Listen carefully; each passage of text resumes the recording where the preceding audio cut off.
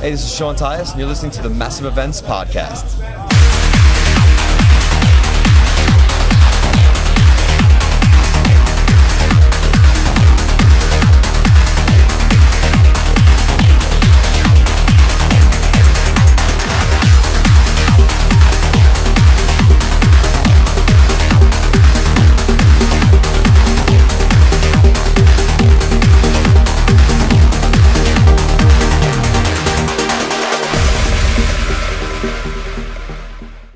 You are watching a Massive Event Podcast. I am here with Tyas.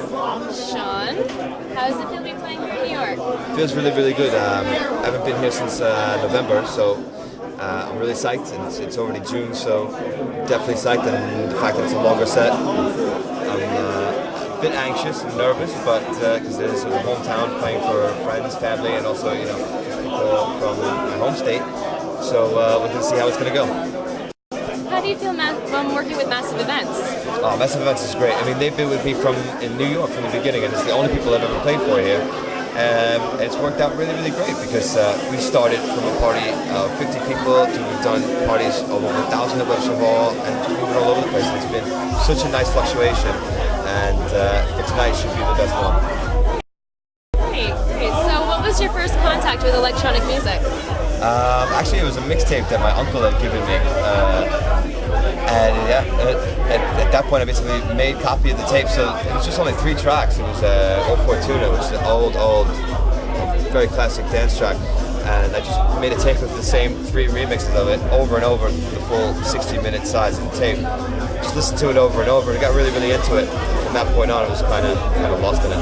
So that was it, you were just hooked? Hooked to listening to it. I didn't even think about making it for years and years later. So when did you actually get your first set of turntables? Probably around 1999 or 2000, or somewhere around there. Just when I was getting out of college, I was looking to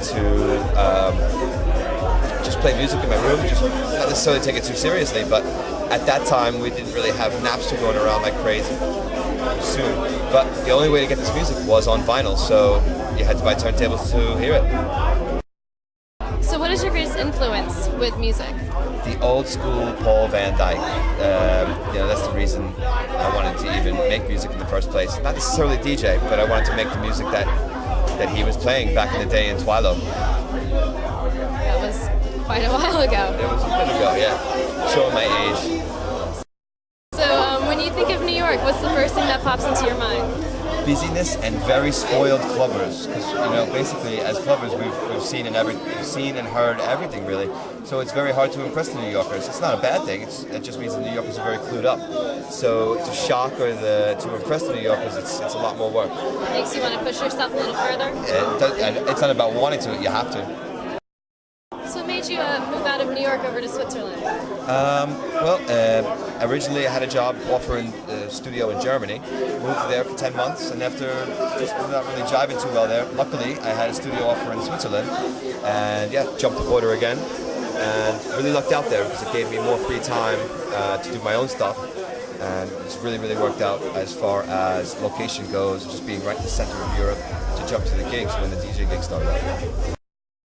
So this is your first extended set in New York. Do you have any tricks up your sleeve? Yeah, definitely some classics. A lot of new stuff from me, from other people.